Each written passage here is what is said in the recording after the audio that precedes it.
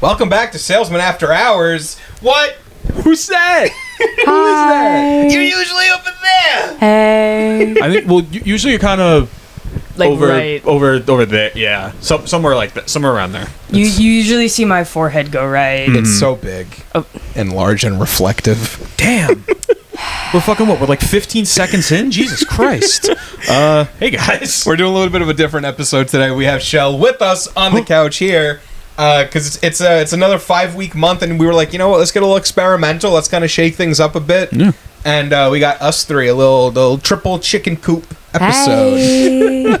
Triple chicken coop, huh? Your sweaty wet foot is on my hand. I'm sorry. God, good lord. Ew. But you Also, what? let me be manager for a second. This has no reason facing where I usually am. I should be able to see the levels from where I am right now. How does this feel for you? Strange and unusual, and it feels like I shouldn't be like speaking. I feel like I need to like cut myself off. I'm like, I'm not on camera.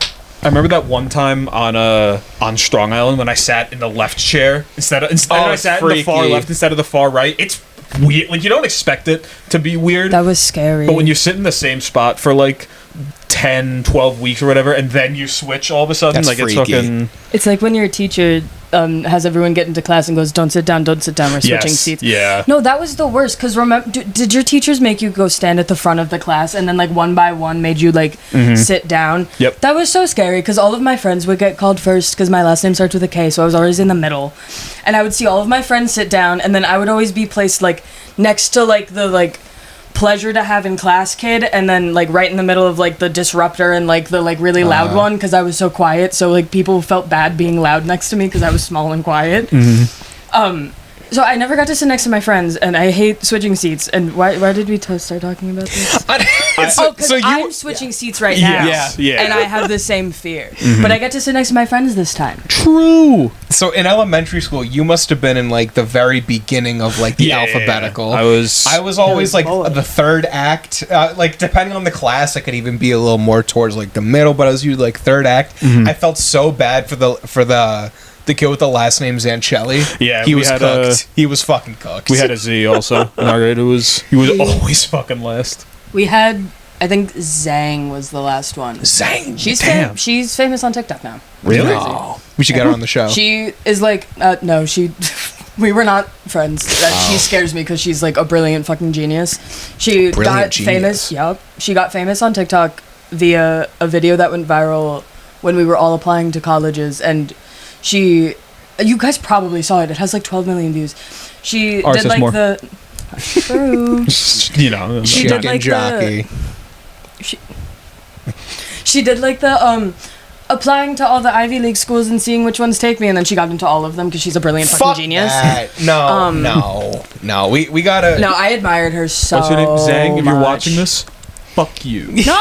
What's that one? Just She move? was kidding. so smart Just and kidding. lovely. Is it Tekken or Street Fighter, like the leg sweep, or is that also like Mortal Kombat? I think every fighting game has a leg sweep. Like those, like anyone, like that is that smart, and it's like, oh my god, gonna do this, and then do that.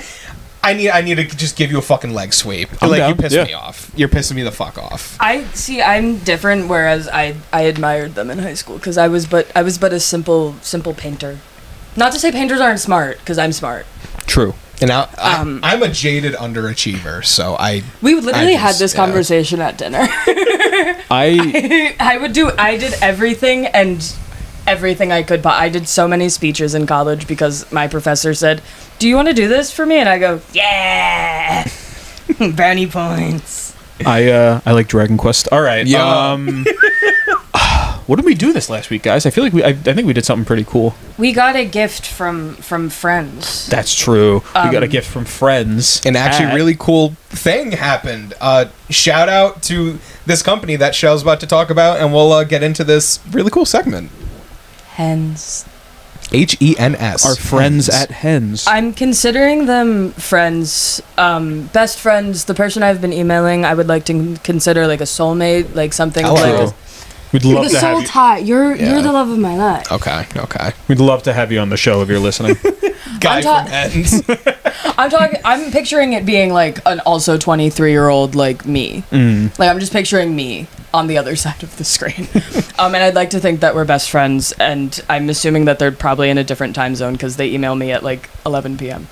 But my bestie over at Hens, I don't know their name either. It's not. This is not sponsored. It's brought to you by Hens. Yes. Yeah. And we'll have more content brought to you by Hens because True. we became best friends. Hens, the person at Hens that I've been emailing, if you're watching this directly, know that I'm your best friend, and I love you dearly, and thank you for every opportunity you've given us thus far. Seriously, thank you. Shouts out, as always, to Hens.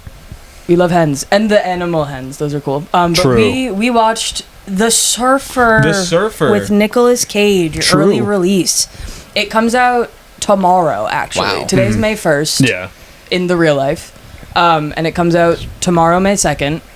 And should I say the next movie we're watching too? Give them a little preview? Yeah, fuck it. Sure. And then we're also going to be watching Fight or Flight with, I don't remember his name. Josh Hartnett. Josh Hartnett. Yeah. Blonde, bloody Josh Hartnett. True. And it's on a plane. I'm hearing bullet plane, like bullet train on a plane. We haven't seen it yet, but we'll obviously be hearing from us. Bullet Train was sick as hell. It's such a fun movie. That comes out May 19th, and we'll be watching it next week. Yeah. Yeah. So also early, because we're so fucking cool. But yeah, this is, talking future tense, coming out tomorrow. Directed by Lorcan Finnegan, which, God, is the coolest name I've ever fucking heard. That's true. That's like, sounds like an Oblivion character. Like, Lorcan Finnegan. Literally. Like fucking Game of Thrones or whatever. When we were watching it, I kept saying it like that. I kept going, Lorcan Finnegan!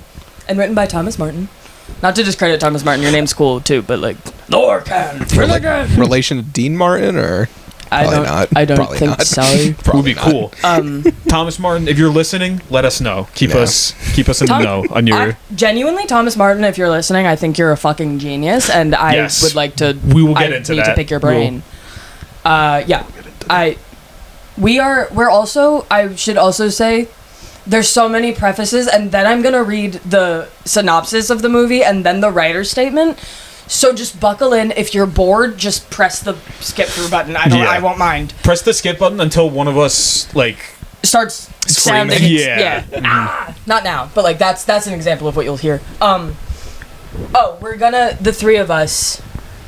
That's us. That's 1, 2, 3. What's up? We're soon to start a little side quest of After Hours called. Should we announce the name? Fuck it. Yeah, sure. Why not? You do it. You came up with it, and it's so good. No, we're not gonna do it. We're gonna wait. Oh, we're gonna wait. Change my mind. We're gonna wait. Okay. Keep you on your toes, dangle your But- balls a little bit. Everyone be in the watching. Nope. Everyone be in the watching. Everyone keep your eyeballs so damn peeled for us three in a thumbnail talking about similar things to what we're talking about right now currently in the near future. Wow. Okay. This is The Surfer, and this is the description that they gave us, but I accidentally deleted the first half of the sentence on the Notion, and I'm too scared to try to go back because I don't want to fuck more things up. So it's just gonna start with the cycle of the guys. I was so prepared. Shit. Because I didn't want to sound like a bumbling fucking stupid butt. Take 2. I have dyslexia and a hard time all the time, so... And I never participated in class, so this is new for me. The psychological thriller directed by Lorcan Finnegan. A man returns to the idyllic beach of his childhood to surf with his son, but his desire to hit the waves is thwarted by a group of locals whose mantra is... Don't live it, don't surf it. Guys, this movie's really good. Guy was wearing It's a so Santa hat too. It's such a good movie. Okay. Humiliated and angry, the man is drawn into conflict that keeps rising in concert with This is the sentence I have trouble with. In concert with the punishing heat of summer and pushes him to his breaking point. Him being Nicolas Cage. Who is so The fucking goat. good in Yeah, this. he's great. Oh my god, he's amazing. He's amazing in everything. We were talking when we were watching it about how much of a range Nicolas Cage has. Yes. That's so underrated. Like I said, like you see him, like think of like everything else that like he's ever done, and then think about like something like Long Legs, and it's like Jesus, like It's so good. And me and my old friend used to have a Nicolas Cage fan account that's still active and alive. That's all the information I'll give you. Feel free to find it. The only pictures of me in middle school that exist are on it. So, go on a hunt. Writer's statement from our best friend, Thomas Martin, who I've also decided is our best friend again. True. We have so many new friends. And I'm going to try to read this to the best of my goddamn ability. I'm going to bring my iPoo close. It's going to be in frame. It's not perfect. I don't care. The Writer's Statement of the Surfer by Thomas Martin. The idea for the Surfer came to me a few years ago when I saw two surfers getting into a vicious fight over the right to ride the waves on a beach near Sydney, Australia. And it got me interested in localism. Extreme territorial behavior almost exclusively among males, which is rife in surfing communities around the world. I knew I wanted to write a film about it and about male violence, physical and psychological, and the toxic cycles of aggression that are passed down through generations and lurk beneath the surface of even the most progressive societies. I'm also really interested in the pressure points where men can be tipped over the edge and can lose themselves completely. The short stories of the Australian writer Robert Drew are big inspirations for me here. As in John Cheever's... Chevers? Cheevers. Cheever. As in John Cheever's The Swimmer, and the film of it starring Burt Lancaster, which always resonated with me on a personal level and made me think of my own troubled father. I always wanted to write something that spoke to those themes and that lived to my experience. Something about a father who becomes unmoored from his family and from his community and from himself, but I needed distance. I didn't want to be too close to my own life, and I saw those surfers fighting on the beach in Australia, who only moments earlier seemed like two totally normal family men. I kept thinking, and it is formatted weird. If you paused because I screamed and you were like fast forwarding, that's not the scream. Keep going. keep going.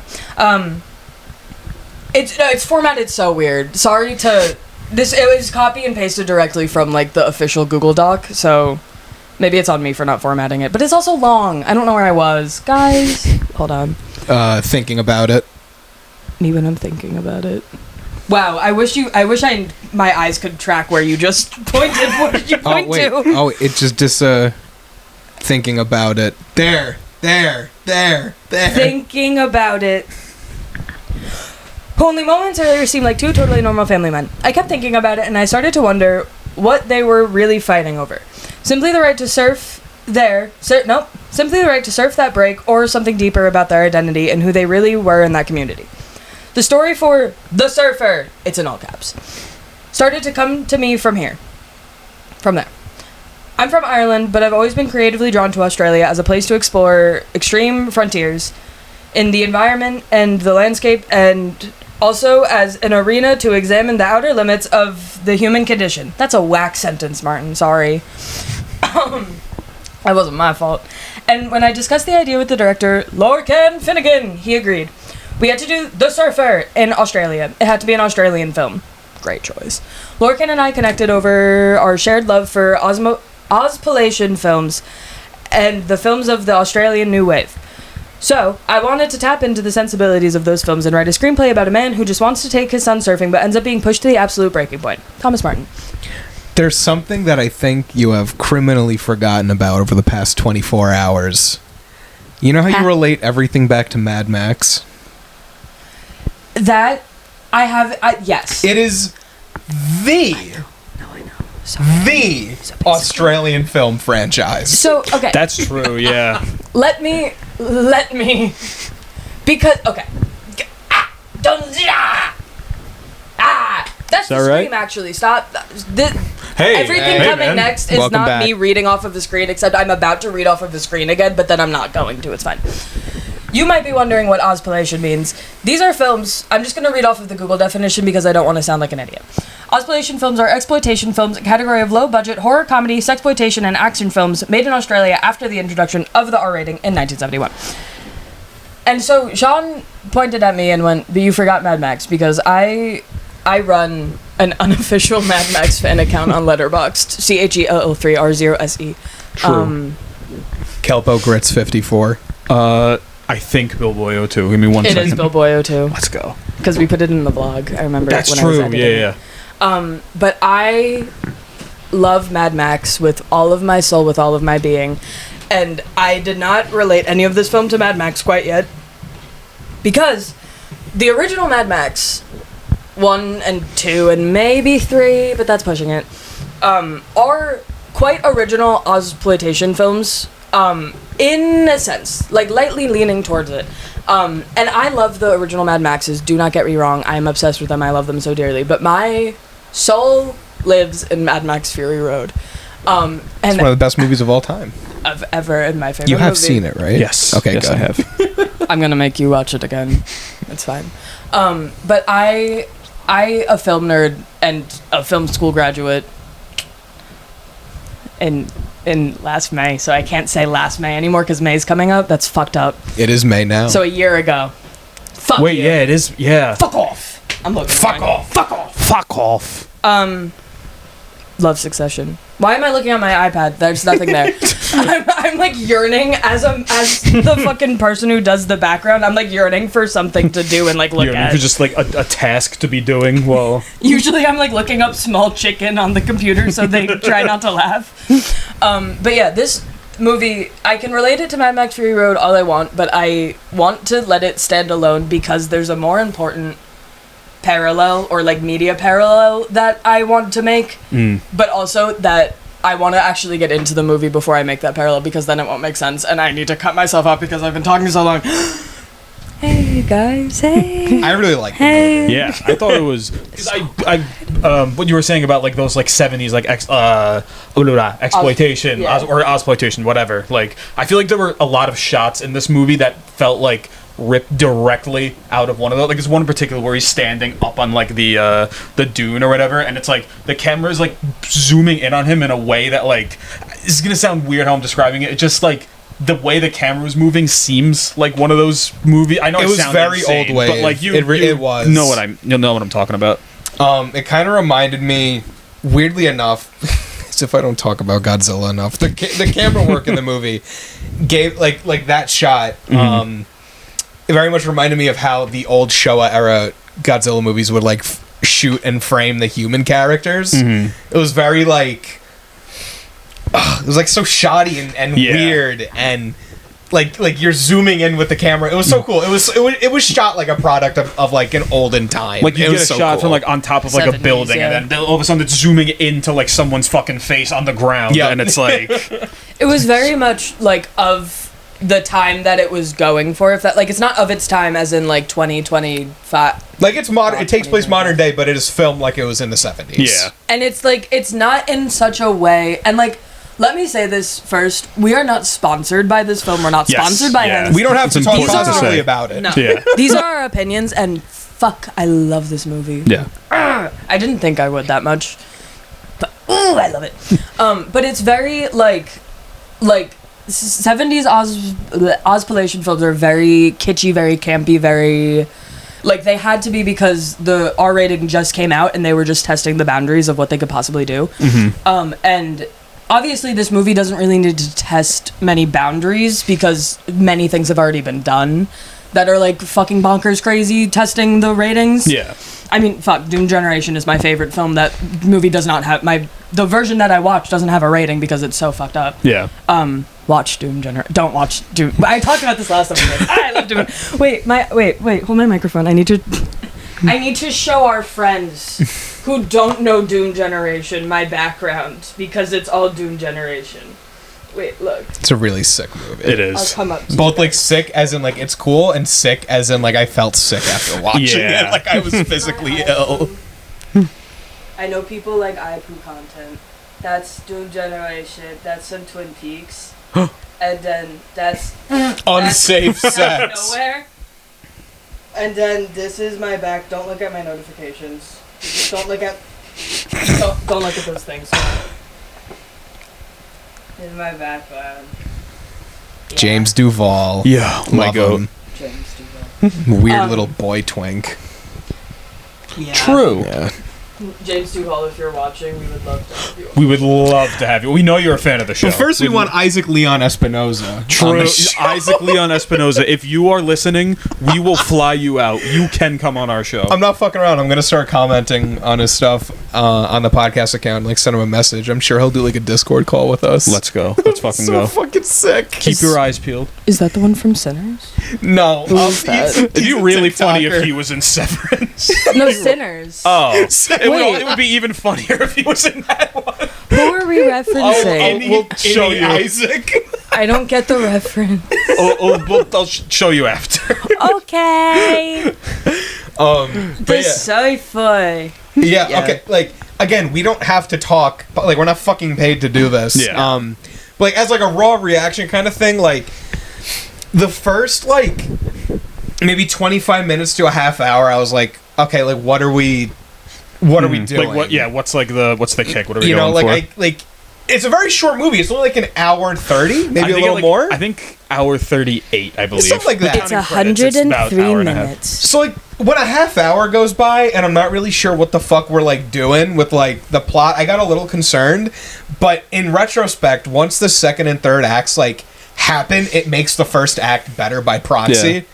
And it's real, like it starts off clunky, but like it catches its stride like that, and it is awesome. Hold for that the thought rest of for the movie. 1 second. Yeah. We forgot to mention this in the beginning. This is a spoiler review. Also, Yeah, we're gonna be talking So spoilers many for the movie. spoilers. We I'll edit, forgot like, to a- mention that before. Loose details like as we're talking, but we will do like a major like high five. Yeah. Oh my god! Spoiler Yeah. warnings. Leave or die or listen to spoilers. Yeah.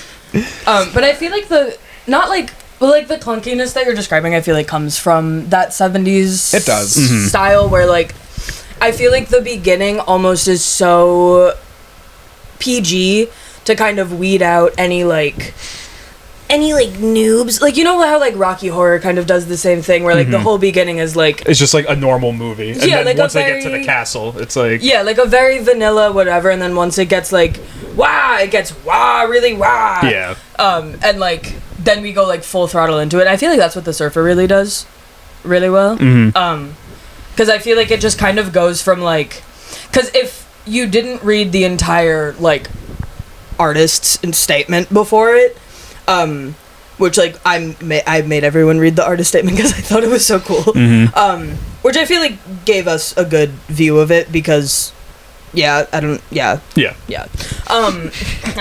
We're such good talkers. We're to explain everything I say. easy to move on. Exactly. But I feel like the beginning kind of serves as this like the synopsis literally says like this idyllic kind of like, ooh, wow, pretty beach,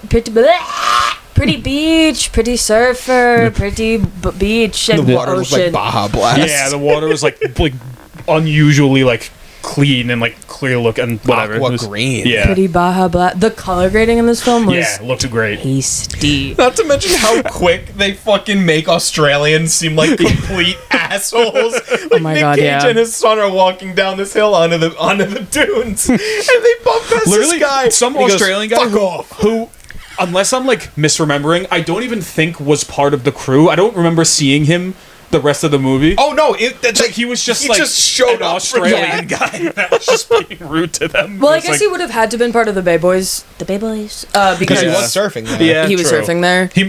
He was probably in like the background of some Yeah. other scene. Because if you don't live here, You don't surf here.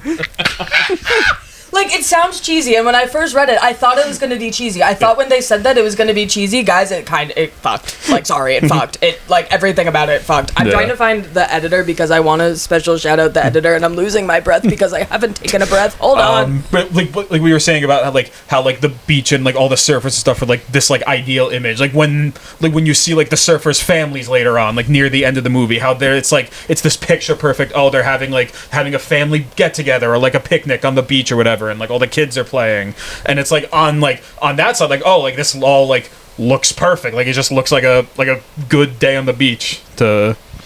And that's how they get you, because Yeah. they're really just fucking animals.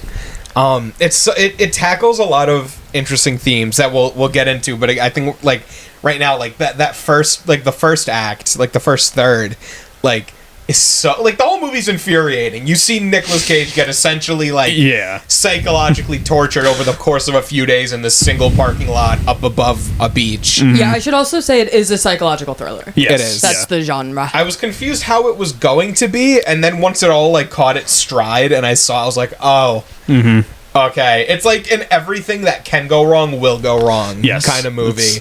When he fucking handed over his watch to the coffee guy, I was like, you're a fucking idiot. Yeah. You're a fucking idiot. Like, you know you're not going to get that shit back. But yeah, the whole movie revolves around like he's trying to buy this house on the beach, and like he gets caught up in all this shit, and literally everything goes wrong, and there's this sense of like, I think, male stubbornness. I saw on Letterboxd, it was like, why did the thought of leaving the beach not occur to him? Because he had to be right. Yeah. Like, I'm an incredibly stubborn person, both like in a bad way and in ways that genuinely benefit me. Like when I know I gotta do something, like I gotta do it. And I think this movie really encapsulated like that male incentivized like stubbornness of like, I cannot be beaten by this, so I would rather suffer through it just to get what I want. And the idea of doing just walk away. The idea of doing like literally anything, like you said, like when he gave him like his watch, he gave them his fucking ring, like his wedding ring. Like the idea of doing like, oh, I'm gonna do this and I'm gonna do literally anything like required to do it, and it just keeps like everything you're going for, it just keeps taking a step back every time you take a step forward, and it's just like the very classically masculine like lack of ability to realize that there's other solutions that may bring you peace that may also be harder. Because like even in the first bit where it was like, even in the first interaction of like, you don't live here, you don't surf here, Nicolas Cage could have just been like, all right, son, let's pack it up. Let's go probably a mile down the road to another beach. But no, he had to surf there because of his childhood beach. Okay, great, get it, sentimental value. The next like thing was it was his car. No, it was board. It was a surfboard. They took his fucking surfboard. Yeah, after they like shunned him away from the beach, I think that was the first real thing. Like they were chirping at him like here and there, but I think that was the first time that they actually fucked with him. Yeah. Yeah, and they took his surfboard and like, okay, great, another sentimental thing. He called the police. The police turns out to also be a bay boy. Spoilers, I know. Spoilers. This whole video is a spoiler. Don't watch it. But also, as soon as the cop pulls up, you can tell. Yeah, it's so obvious. Which is also campy 70s shit. So. Exactly. And also like a testament to real life, because like even in like my own town, which I won't name by name because that's weird. Don't you don't know where I live. Like there's been so many times where people in my town have been setting off fireworks so close to people's houses and like babies for 4th of July, which like when I was a kid I was like, wow, this is so fucking cool. But now that I'm an adult and like sometimes I'll like take a walk outside, or like me and Sean are like driving down my block and I'm like, oh, we can't go here because they're setting off live fucking fireworks right in front of my house. The cops will get called, pull up and be like, yeah, firework party. Like it's so like, obviously localism is such a theme in the movie, but localism within like structures like that, like cops and firefighters and even EMTs, like this is not to say cops excluded. I have different opinions about cops. Firefighters and EMTs, they're very cliquey groups. They're very like localist groups. Like if you walk into a firehouse, obviously if you have like an issue, you're expected to like get help.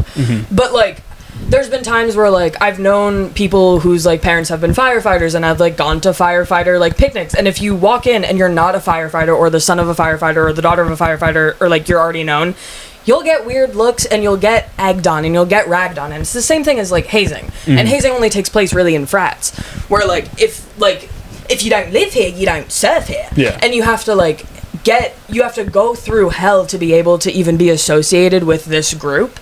And like that holds true for so many things, but like specifically with like cops and firefighters and EMTs and like specifically like the cop in this movie that we saw, like he was so of his like group and of his people that he just like he didn't give a fuck, and like the only person that showed him real care was the one woman. And like the movie doesn't pass the Bechdel test. We're not talking about that. Yes, they made like the one woman the savior, but it does so much for like that sentiment does so much for it. And I finally found the editor's name. I want to give a shout out to Tony Cranstoun, not Tony Cranston. Cranstoun? Cranstoun. It's with a U. The editor. Fucking yum. Yeah, seriously, great stuff. I went to school to be a video editor, and yum. But Good yeah, shit, dude. I don't know how like into the plot. Do we want to just keep like analyzing the film bit by bit? I mean that I was a fuck good with that. thread that we were on just before we found the editor. I mean, like, Yeah, cause I cut myself off from rambling because again I usually just sit in that chair over there and I don't want to talk longer than I'm on the screen for, but now I'm on the screen and now you're that's always on the screen. Yeah, it's here weird forever. and different. Everyone's looking at me and yeah, I've been hitting my vape. You haven't seen it. Movie was Anyways. pretty good. Yeah, the movie is really good. Oh, but I wanna before we get fully into it, I wanna say the piece of media that I was talking about before that this just Yes, right. lines up with so perfectly is my favorite book, The Stranger by Albert Camus. Martin doesn't reference The Stranger at all in his writing, but oh my god, it's just the climax of The Stranger, and like I don't want to No spoil spoilers it. for Billy. I wanted to read it so bad. I won't spoil it for Billy, but I will talk about it in a way that people who have read it will understand what I mean. This is literally The Stranger if Mersal was a surfer, and in the climax when Mersal is on the beach, like the events that happened didn't happen. No. Scratch that, reverse it. The events that happened in The Stranger did happen, but Mersal had a surfboard and a need to surf. Like Mr. Salamano, Old Man Salamano, and his old fucking dog is literally the bum. There's a bum in the movie who's looking for his lost dog. And there's a character, for Billy who doesn't know The Stranger, there's a character in The Stranger named Mr. Salamano, and he has a really old fucking dog. And Mr. Salamano is just described as like this like, ugh kind of guy. This like nasty fucking like blistery skin, Like the Grinch personified. yeah, and like, well, the Grinch is like kind of like cute and whimsical. Like he's like, I'm picturing like Dennis Quaid now, whatever he looks like. yeah, Fuck you, Dennis Just Quaid. looks like a piece of leather. yeah. Dennis Quaid, your son is a lot cooler than you. That's true. Shouts out Jack Quaid. If I end up making it in Hollywood, I hope he's not watching, because that would be a good connection to have. Me when I was on help.org, guys, I've been trying to. Did you just look up Quaid? My Not keyboard even wasn't Dennis? working. Guys, One if of the anyone Quaids. watching has a car that they want to donate, this is an aside. If anyone has a car or access to or wants a car to give to me, if anyone can give me a car or like a cheap car, please, What God. does it have to do with Dennis Quaid? Because I was on help.org. Wait, look up Dennis Quaid like now, or like in 2025. Now. Just like a live feed of I his was like gonna fucking say, mansion. Like this? Like him in The Substance. Oh, this was the icky gross guy in Eating the Substance. shrimp with the Yeah. cocktail sauce. yeah, So yeah, no, exactly. Picture just that. looks like he's held together by like paper mache. But I'm not like an avid reader. I'm slowly becoming one, very, very slowly, very, very gradually. But trying. when me and Chelle started dating, like almost 3 years ago now, when they went away for school, they left me with rabies. No, with the book The Stranger, and it's so fucking good. Like, for me to say it's good, and like it really is just like The Surfer. Like, Billy, you gotta. It's a quick read. It's not that long. I've read It's one so book. good. I've read one book in the last 10 years, but I'll definitely pick that up. It's so fucking good. I've read it so many times, and like everyone says, like, oh, I reread my favorite book so many. I've read it to the point where I know the entire thing. Like, I know the first page. My mom died today or yesterday, maybe. I don't know. Like, I know it. Like, it's my. Ooh, I made a whole fucking like. I had a gallery show. I was allotted space for a gallery show, and I put an entire room. I made an entire room The Stranger themed, and I sick. rewrote the entire Stranger by hand. That's sick. God. I'm still on page 88 of Siddhartha. I gotta finish that. I gave him Siddhartha. I gave him. What else have I given you? I gave you. I like that one dude who was just like fucking. Wasn't there like In he had Siddhartha, a friend? you mean? He had a Oh, friend, yeah. right? Yeah, he just be fucking. Yeah. It's just the story of Buddha. The surfer. The surfer, comma, the stranger. We're back. It's so, like, I'm trying to find, like, the least spoiler way for Billy to describe it, but it's like, the stranger articulates, obviously existentialism, but, like, the smaller points of it are, like, the idea of how you can articulate heat as insanity and heat as a feeling, and the feeling of, like, because when you feel insane, right, stick with me, everyone stick with me, when you feel insane, right, and, like, you feel like you're losing your mind, you're not cold brings a sense of peace. Like, you want to get into bed and, like, your pillow be, like, a little cold and, like, have, like a nice little breeze.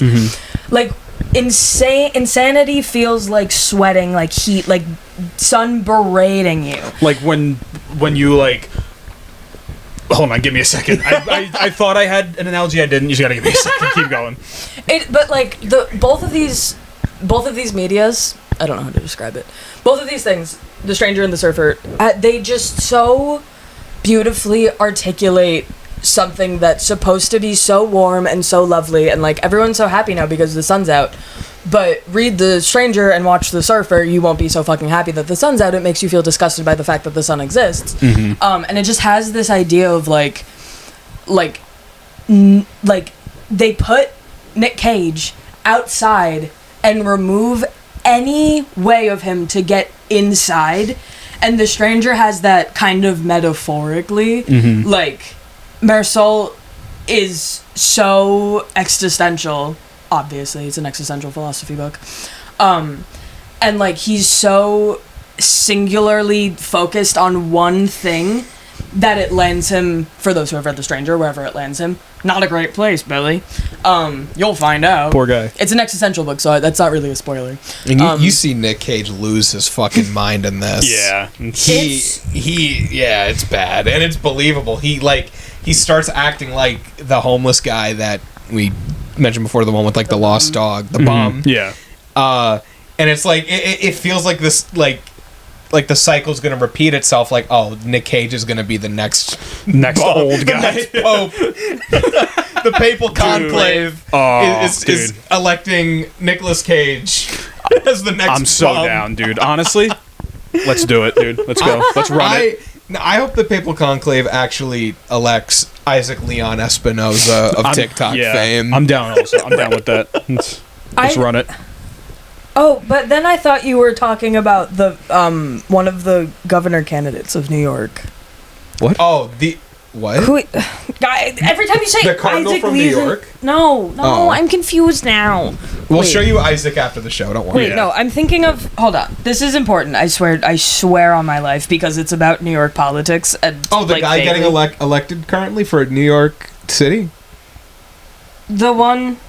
What's his name? Zoran Kwame. Yeah, he's so fun. Oh, my God. I can't believe this is getting said on this episode. Guys, if you're a New York City resident, please vote for Zoran. Please. Do you want cheaper public transportation? Do you want cheaper rent? Do you want your life to be better? Vote for Zoran, the surfer. We're not paid by the surfer. We're not paid by Zoran. No. We just love them both a lot. Zoran, if you're watching... Are you asking him for money? I'm kidding. No, Zoran, if you're watching, we love you and we support you. We love you. Oh my God. Anyways, love to have you on the show. The surfer and masculine. There's so much about this movie that I want to talk about. Yeah. There's so much on masculinity. I feel like if I were behind the screen right now, I would pull up Notion and make a list of, like, what they could talk about. But now I'm not. I have to do that in my brain. Like, we could talk about masculinity, we could talk about the, like, visual imagery metaphors, and then we could also just talk about, like, how fucking batshit, like, Uncut Gems wise crazy it is. Yeah. Where, like, because, like, they all goes just lead into each other. Because, like, I just feel like it also, like, I feel like the biggest point is masculinity. Yeah. And, like, kind of like what we were saying before, just this idea of, like, men want to be right. And that's usually their main goal, and it's a very masculine thing to not think, like, oh, what would benefit others? What would benefit me in the long run? What would, like, this kind of, like, bullet point list. Usually, in my experience, not with this one really, but in my experience with other ones, when men are presented with an issue, they either blow up and go, fuck, boom, boom, boom, boom. That's a metaphorical gun. Boom, boom, boom. I was gonna say, metaphorical gun shooting everyone. Jesus. School shooting, yeah. Like, think like Logan Kendall Roy in Succession. Not Logan and Kendall. Logan and Roman. Yeah. Really. This is not about Succession. Think like, just like hot-headed men that, like, if they are told that they're wrong, they will hold a gun to your head. Or there's men who will kind of go, ooh, and then just like, kind of like back up and like be like, and there's no really middle ground. But they had the one woman in the film. There was two women in this film actually. The one of the women in this film serve as this kind of like once Nick Cage was like at his wit's end, she was like, well, here's water and here's a phone and let's get you into some shade. And like, do I love that they had one singular woman be like the kind of savior of all of it? No, but do I love the movie? Yeah. But yeah, stop letting me ramble, guys. Start talking. No, I mean, I think I do. Fuck, I don't even know what I was gonna say. In terms of like the masculinity shit, like they lay it on like pretty thick. Like there's a scene where they're indoctrinating someone new to the Bay Boys, and the leader, what was his name?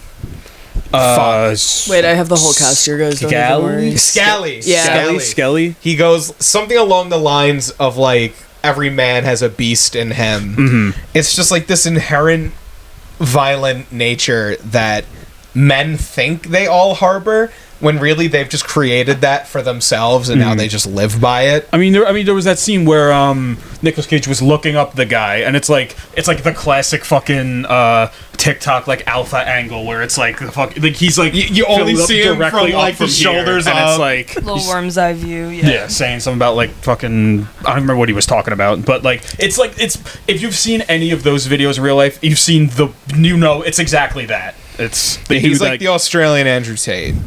Like that's the main villain of the movie, and it's so fucking cool what this director managed to do and this writer with what they had, because like the movie literally only takes place in two places: the fucking parking lot and the beach. Yeah, and you like go through this whole journey in these two places. It's like, holy fuck. And the psychological sequence that they do during, spoiler, they try to indoctrinate Nicolas Cage, and it's revealed that all the hardships that he's been facing the past couple days were like planned out to like test him, like mentally, like hazing. They had his phone, they had his car, they had his dad's watch, his wallet, like everything. It was essentially just like a fucking frat house on the beach. Yeah, and they like drug him up. He takes a hit of God knows what. Oh no! First they inject him. First they inject him, and the then sequence is crazy. I don't even so know how good. they did this. Where like he's laying flat on his back, like looking up at all the men, and it's rippling like water, and it's so fucking sick. Like I don't even have anything like juicy to say. Like, oh, it was so indicative of the. It was so fucking sick. Yeah. It was just such a good sequence. They nailed it. Yeah, fucking nailed it, man. And even like the scene where he's in like the bathroom of the parking lot or whatever, and he's like so gross. He's like not washing his face because the water was dirty, which he had to drink later. But that's besides he had the point. to drink non-potable water. It was really gross. It was like orange. He was like wiping his face or something, or like doing whatever, and like for like a second, you see like the old guy with the fucking with the dog. Yeah. Who's like rubbing his face, and then it's like the old guy for a second in the mirror, and then it's back to him, and he's like, and it just moves past. He doesn't like. Nick Cage doesn't like realize like, oh, like what the fuck was that? He just like moves on and just leaves you with that for like a second to think about, and it's. No, yeah, it's so like I saw one Letterboxd review that was like, oh, let's take acid and throw out anti-surfing propaganda. That's not what this movie's about. One, if anything, anti-surfing. like, because I guess in Australia there's probably like a big culture around that. I can only assume where surfing is quite popular, and where this movie was from. And like I can only assume because the Martin literally wrote it about like a fight he saw on an Australian beach. Yeah. Geared towards localism. And I feel like it's not anti-surfer in the slightest. If anything, it made me want to learn how to surf because it made surfing look so yummy. And this, like, I know this is not how surfers are. It's more of a, and I did investigate further, and that Letterboxd review was left by a man. So I fear that this movie might go over the heads of a lot of men and just go, they should have just let him surf. Well, I mean, they got him to surf eventually. Like, he obviously had to do all of these things to be able to surf to get into the club. Do you guys know what other clubs had, like, severe, like hazing rituals? The KKK. Holy shit. I'll bring it to that. The original. Maybe not the original, but one of the original. It's literally just this sense of, like, if men have power and they think they're right, they'll form a club. And if they form that club and get aggressive enough, they'll kill people. There's a lot of things in the world that are like that. Like cops do. Oh, we're getting political. Sorry, we're in our own studio now. I let them get political, and I'm bringing it to the table. OMG. I'm going to show up to work Pete Hegseth on Monday. You've been saving that one for like weeks. I fucking love that guy. He's so fucking... Oh, I can't say the R word. But you get the sentiment. But like, still, it's like, literally just look at like anything run by men. Sorry. Oh, the one with the boobs and the vagina on the podcast is talking about misogyny. I know. Fuck off. Logan Roy. Fuck off. This is also why I got stoked about this movie, because it does this idea of like, because okay, I have too much ADHD to be on this podcast. This is why I'm banished to the chair. Okay. The chair. The chair. It's by choice, not by they don't hate me. But there's been so many times where, like, I've said misogyny and people, usually men, have gone, no. It's been happening since I think I was 13 years of age. I can cite the first time. I can name the first man by name, but I won't because that's crazy, and his name's also, like, Turkish. Name it and then bleep it out in the episode. Okay. Chelle, bleep it. I'm editing this. Turkish name, yeah. Wait, was it a boy? Yeah. It would be kind of funny if it wasn't, considering what I did say it was a man who did it. A boy is better. Okay, I have to bleep it 3 times now. Stop saying it. God, it's just such a silly name. His name is... His name... but, like, it's always been the case of, like, if a man gets called misogynist, they go... I know a lot of men who sound like that. Yeah, most of them. And, like, I heard a quote from, I don't remember who it was from now. It was from one of my favorite TikTokers, and if I just describe her vaguely, she's very rich. She's from, I don't know, long black hair, but, like, the skinny one, not Chloe. You're not whittling it down a lot. To people who know what I'm talking about, I absolutely am. Her name is, God... Like, this is why I'm behind the camera, because then I go pull it up without having to say anything. There's 2 rich TikTokers who, like, make them... I think there's more than 2. Okay, no, comma. Ray's on my For You page. Go away. Sorry, love you, Ray. My brother. Love you. Shouts out to Ray. I'm gonna clap your cheeks, boy. Hey, pull by your... But Stop. My last 3 searches were nursemaid's elbow, which... I convinced myself I had, even though nursemaid's elbow, it's a thing that happens to babies. What is that? What is that? I convinced myself that I have it, though. Elbow. Look at my elbows. It, like, goes away. No. You showed me and Eric that last week. I'm not fucking looking. My elbows are fucked up. So gross. Oh, yeah. Taba Squishy Avocado and Corporate Goth. Those are my last 3 searches. That's Anyways, sick. Rich. I can't believe I'm about to say this. On the trending thing under your search tab, Becca. I swear to God, I thought it said DEI Bart Simpson. Holy shit. Becca Bloom. My love. I love her so much. She's so rich and I love her. Becca Bloom.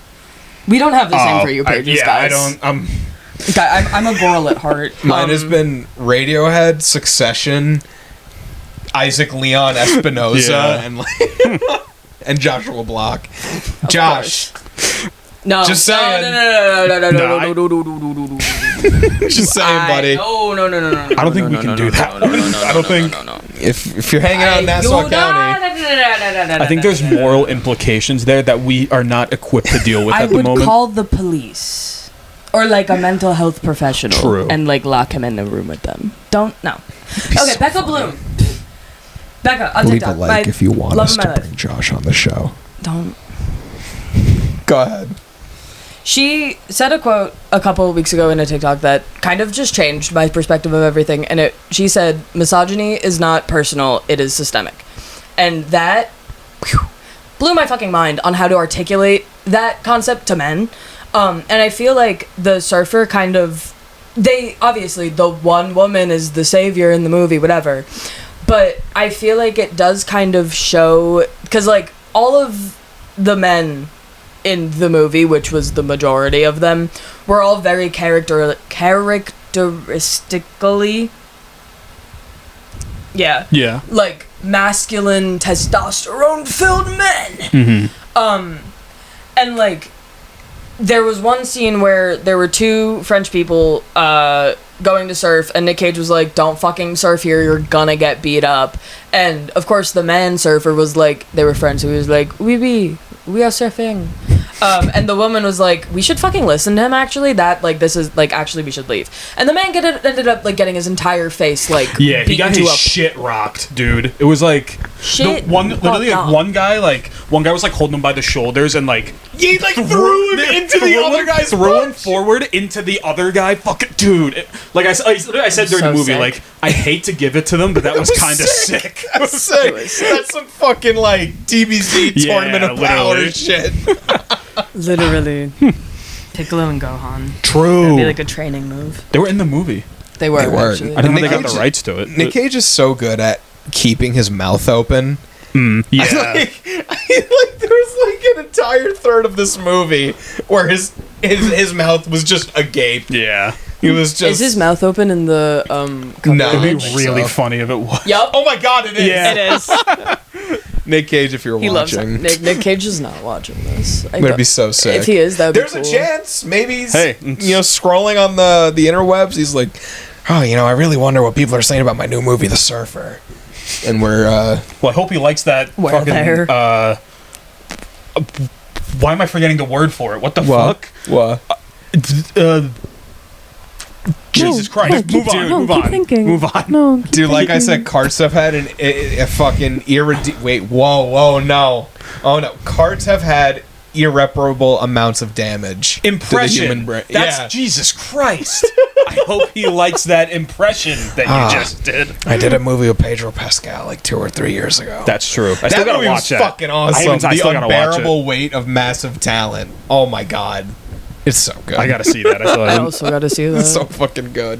It's funny because I feel like out of the 3 of us, I'm like the least Nick Cage fan. He's fucking awesome. Like, don't get me wrong, but like he's not in like my upper echelon. But fuck, this movie might have pushed him there. I never really like I always thought he was like fine. Like I thought it was cool. But I never really like cared until I saw fucking what's it called, Long Legs. And then I was like, damn, he can do that? Like, Jesus Christ. Oh my God, when I was little, I was terrified of that scene from The Wicker Man. Not the bees! Yeah. Not the bees! It's just, it scared me. And the bees, they went in mouth and on his face. Oh. That's why I could never watch no good. Candyman. What I happened to mean, when I was a Candyman? kid, I watched it with, specifically, there's a scene where he has like bees coming out of his mouth. Yeah, it's Fuck that. I've seen it now, obviously, but literally for like years and years as a fucking kid, I could never even like bring myself. No, Which I shouldn't have been anyway because I was a kid. But besides the point. Exactly. But you said Nick Cage was in our upper echelon of actors. My upper echelon of actors is Michael Cera, Kieran Culkin, Paul Dano. Where's Jesse Eisenberg fall in that? Jesse Eisenberg. Just like a bunch of autistic little white guys. I love all of them. So Michael Cera. What can I say? What are my top 4 favorite actors? Michael Cera. Actually, no, yeah, I don't know who my favorite actor is. That's Well, really you know, funny. We should do like a top. We'll do a top 5 thing. That could be our first. That would be our first. That would be the first real episode of the show that we were talking about that we're not going to say the name of yet. That we keep alluding to. Yeah. Yeah. I'll work on the logo for that so we can say the name of the show.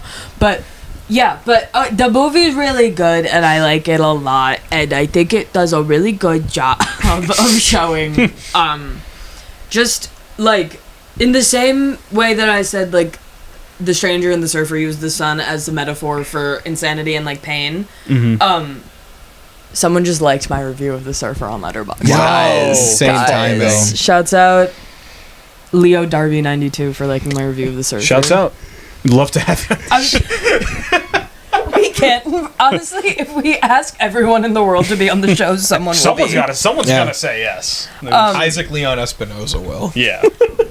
Oh, but I brought up my review to remind me of if you see The Surfer and you think of us, or if you watch The Surfer and you're watching us now, if anyone knows what those fucking Bay Boys were wearing, those like those sweatshirt blankets. It was like, kind of I'll put a picture. What were those things in the late 2000s and early 2010s? Snuggies? Yeah, kind like of the wearable blanket. It was kind of. It was like a weird snuggie hoodie. It was like cool. It was like a hoodie, like a sweatshirt. But if you took the bottom and then like extended it down to like knee level, or like lower leg. Like none of you are hitting it. It's actually so it's like a towel, like a thin towel with a V-neck, and it's like muscle tee, and it's a hoodie. Okay, but it goes down to like mid thigh. It's very cool, and I want one. Also, Billy, has the Twin Peaks complete soundtrack I've been playing this whole time? Wait, is it not paused? It's not paused. Damn. We're at, that's fucking crazy. That's been going for like an hour. Half Heart? Is that the song? Half Heart, yeah. I don't remember. My last major point of the movie, and again, major spoilers, but if you're watching this far, you're already listening, so whatever. This movie definitely has one of my favorite uses of Chekhov's gun I've like ever seen. Yeah. Because like it completely subverts what you think is gonna happen, because he finds a gun. It's the old man just kind of has had a gun ready to. I guess he's been prepping to use it for a while, and Nick Cage like sees it and he takes it, and you think he's gonna go down there and fucking kill the people that have been terrorizing him, but not quite. Go see it and find out. Yeah. Yeah, I don't want to spoil like the ending, because it's so like mind fucky good. Like I've always been searching, or I always am searching for a psychological thriller that actually feels like it psychologically thrills me and also like fucks me up. And every time I Google psychological thriller, it's like horror. Yeah, and it's like what's one of my favorite movies when I was a kid? The ballerina one. Black Swan. It always gives me like Black Swan and the other one about the fucking cannibal guy. Silence of the Lambs. Carts like have done irreparable damage to our brains. Like baby's first psychological horror. Yeah, and it's like here's a little psychological horror. You'll get a little bit scared and you'll get a little confused. Silence of the Lambs is more of like a beautiful drama than a psychological thriller. But if you look it up, I'm like, I like never want to think again after seeing this movie. Like that's what I'm looking for in a in a psychological thriller. Like that's what's up. Yeah, it's like one of those movies that like, if you're an artist or a creative person or like a thinker or a creator, like I find it very common that like when I'm watching a movie, I try to piece it all together as I'm going, and I know you both are because we watch 10 billion movies together. But like I always try to like think of like, oh, they're gonna go here and then this is gonna happen, and then I like my expectations are there, and then my expectations are there, and usually a good psychological thriller was psychological thriller will subvert your expectations and like fuck you up and go like wee, like turn left when you think they're gonna go right. But this one kind of like, it didn't have a solid, like, reasonable, understandable ending. It kind of took a lot of things they nodded to, tied them together in such a way that, like Billy said, left you wanting to not think. And that's what I need and yearn for in a psychological thriller.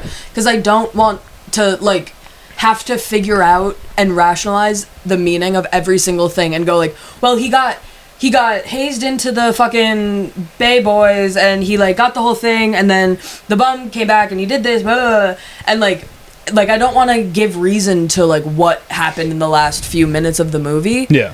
Because like it was just so, like, it was so in tune with what I can imagine both the director and the writer and the editor and the creative director, like, what all of their minds just kind of, like, melded together, and I feel like it would almost be a disservice to try to articulate what they even meant by it. Because it was so... It felt so personal, but so accessible for, like, everyone, and yum! So go see it. I agree, yeah. Yes, please, go see The Surfer in... I think it's in theaters, is it? It's getting a theater release? It's just around the corner, I think. Tomorrow, I'm sure. Yeah, something like May that. 2nd is support when it your comes local out. movie theaters. Yes, Please, yes. please support movies. Go art house. You know what? Let me do some of the work for you guys. Let me look up where The Surfer is playing, like, art house locally. Hold on. The last search was Dennis Quaid right now. The Surfer. Fuck. Urfer. The The Surfer. Showtimes. Well, I guess it's only going to be showing theaters near us. Yeah. Well, yeah, but there are, like, Long Island... True. I'm assuming most of you people are from Long Island, and if you're Maybe. not, look it up yourself. Damn. Yeah, like, don't... sorry, respectfully, God. Like, don't go to a Regal, don't go to an AMC, go to a Playhouse. Yeah. Is what we're saying. But, like, also see The fucking Surfer, but also, like, support Art House. Like, that's... The Minecraft movie really did that for me. Like, it made me realize that, wow. Art is slowly dying. Yeah. It's up to us to keep it alive. Yeah. I think with the death of David Lynch, he took art out with it, and it's up to us to bring it the fuck back. Chicken Jockey! No! Flint and Steel! Black Coffee! My last movie searches were The Doom Generation and Glengarry Glen Ross. Also, if anyone wants to buy me tickets, and Sean and Billy wants to buy us tickets to Kieran Culkin's Glengarry Glen Ross. Good luck. Good fucking luck. Can you please get me tickets to that? I would really like to see it. Wait, there was another point I totally forgot. I don't know how long we've been recording because I'm not right there to check. I don't know. I'm editing it, so I'll deal with it. There's also this underlying point that I genuinely don't know if they like mean for it to be a point or not, but because all of the names or the casting in the movie, like the names of the people are like obviously the surfer, the kid, the estate agent, the mortgage broker, and then the Bay Boys are Curly, Pitbull, Scally, Blondie, whatever, the bum, you know? And it feels very intentional that they made, and maybe I'm projecting because I like currently work in real estate as a receptionist. I can't sell you a house, but I can put your house on market. It feels very intentional that they made it that Nick Cage was buying a house and that the whole kind of underlying thing was that he needed his phone to call the agent to get the house. And like the house was like right up on the beach. Like he was kind of selling his, like trying to like ruining his whole fucking life or like week. It was also Christmas. Yeah. Like he was ruining his time just to buy this house so he could live there to surf. Not to surf there, but like, you know what I mean? Yeah. But I feel like it was very intentional that they did that because I feel like realty, realty, like the world of real estate is very inherently like, it's, when you think about it at first, you think of like a lot of feminine agents and like all of those like benches that like have like the pretty little lady sitting right there. And it's like, real estate company, I'm not saying any real estate companies because I don't want people to know where I work. But I like working in real estate and being a receptionist there for like a year now. I'm not just, I do social media for them. I'm diminishing myself. I'm a social media manager for them. Anyways, Todd. It's very like the men in real estate have this sense of like, I'm the best and everything I say is right and you're gonna buy this house because I'm telling you to. And every like woman agent I've met is like, I don't really care if you buy this house. I just want to help you. And like, I hate to be so binary about it, but like the movie brings up a lot about binaries and like it feels like a valid conversation for binaries, and I don't, this is a tangent in and of itself, but I don't want to diminish the conversation about binaries by bringing in the idea of non-binaries. I'm non-binary. I was going to say, isn't that you? I'm non-binary, but I feel like the conversation of binaries and how they can be characterized in media is very important to have without the idea of including a non-binary in terms of like phenomenology, is what I'm talking about, not like actual gender. Because non-binaries are valid. I'm non-binary. I'm not invalidating myself. I'm just saying this movie is binary and there's no queerness about it. You know what I mean? Yeah. It's very man does man, woman does woman. The ending is an acid trip. Man does man. That sounds fucking gay. Dude. Man doing man. Dude, that's like us. Is there something I don't know about? Yeah. Go see the movie, guys, please. Yes, go see the movie. I'm preventing this episode from being done, obviously, but we have to finish Succession at home. I don't. We also have a podcast that we like have. I know, but we have to finish Succession. We have to know what happens with Kendall and Roman. I'm so stressed. And Tom Wamsgans. One of the most insane names in television. God. Wait, say that? Wamsgans. Wamsgans? Wait, wait. W-A-M-S-G-A? Wambsgans. Wamsgans. That's fucking sick. That's wow. He was the lead dude in Pride and Prejudice, which I want to see. I've never seen it. Oh yeah, I've never seen Pride and Prejudice. I know that guy. I feel like on our first like episode actually announcing the thing that we were alluding to, I feel like we should do like conversations about our favorite media overlapping, because like we have Succession and then we have Severance and then we also have Twin Peaks, and like I feel like there's, besides Twin Peaks, there's a lot of crossover between like Succession and Severance and the idea of corporateness, and I feel like we could talk a lot about that because me and Billy work in office and me and Sean work with a kid that I don't want to release too much information about, and Sean's also in school, and I feel like that is such a fun dynamic of talking about corporate because there's a lot of corporatism in college. Anyways, real estate, masculinity, there's a tie. Men think they're right. I think everything in this movie was beautifully intentional. And I also, like, I just love the idea of having the names be, like, the surfer, the kid, I'm just going to read down the list. The surfer, the kid, the estate agent, Curly, Pitbull, Scally, mortgage broker, Blondie, work colleague, Blondie's wife, Blondie's daughter, the bum, the barista, voice of Helen, drug dealer, the surfer as a child, the photographer, Mr. Suit. Guys? Hey. Mr. Suit? Who is Mr. Suit? I'm not remembering Mr. Suit. The receptionist? Spoilers. That could be the dad. Yeah, he was in a suit. That's kind of crazy that... No, they have the surfer's father. Then I have no fucking clue. Okay. This isn't the first movie that Nick Cage has been in where his name, like his character's given name is just what he is. Yeah. Yeah, like in Willy's Wonderland, he was the security guard. And then he was the long legs. If there's a movie you shouldn't watch, it's probably Willy's Wonderland.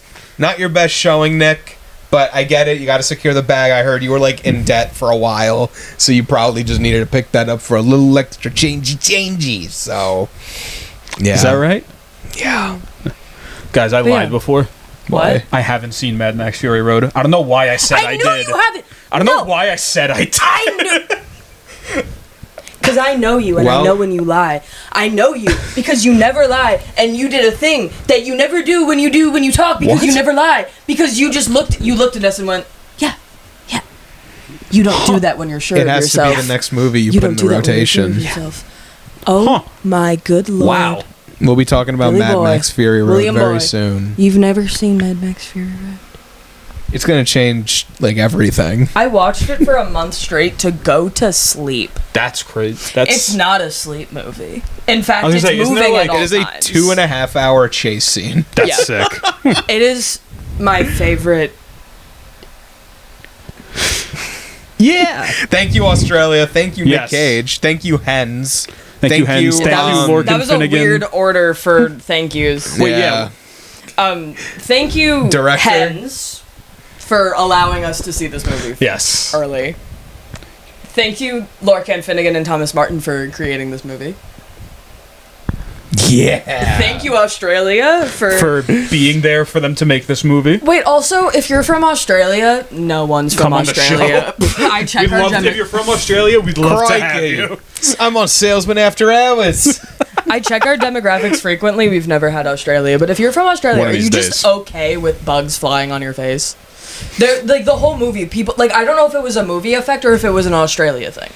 I don't know. I have to look it up, but it freaks It me happened out. in Breaking Bad a lot, too. Well, because as we were saying this, Were they they in have Australia? spiders the size of like fucking PlayStations on their walls, and like I'm sure like Size of PlayStations. like I've seen that. I've seen fucking videos of like spiders like the fucking like the size of. Yeah. So thank you. The way fucked up. the way I had a meltdown last night because there was a spider on the car door when I was trying to leave Sean's car, And I had to kill broke it, down. even though I don't like killing bugs. I like got up, I saw a giant yellow spider crawling above me, like on the top of the door, and I just went, I have to kill you, I have to kill it. I can't handle bugs. Thank you, Hens. Thank you, Lorcan Finnegan. Thank you, Thomas Martin. Thank you, Nick Cage, and everybody who worked on the movie. Yes. Shouts out to everyone involved with the surfer, as always. Again, Shout we out didn't to have to Hen. talk positively about it. This Yes, was not. we weren't- We are not fucking sponsored, but we just really fucked with the movie. So, go to your local cinema. Go see it for yourself. Yes. I've given my final piece about the movie. Please go see it, Billy. Yep. If you have any final piece about the movie, Not really. Everything that you guys said, I said also. Yeah. Hey everyone. My Risa. fingers look like little worms. What? Look at my fingers on the screen. Over Oh, there. oh my God. Look like little Oh worms. shit! Wait. Ain't that nice? Oh. I thought. Do you think they're I they're thought all you- in love with each other, the little worms? I think like Do you think they all love each other? Oh, maybe.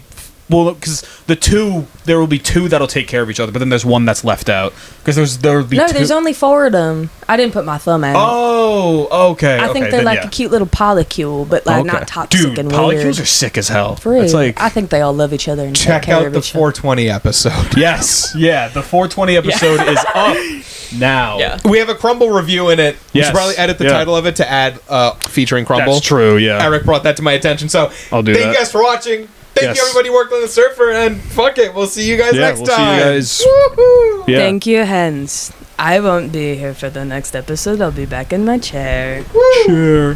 Wow. Okay, bye. I feel like there was like one more thing I had to say, but no. I have to like get up to end Yes, this, so this that's is Get up, Yeah, get out of my dick. fucking excuse. I just said words. Let me see what Nico said. Sounds good, brother. No Guys, problem. if you guys want me on more episodes, let me know. I'll put myself on the schedule. bless you.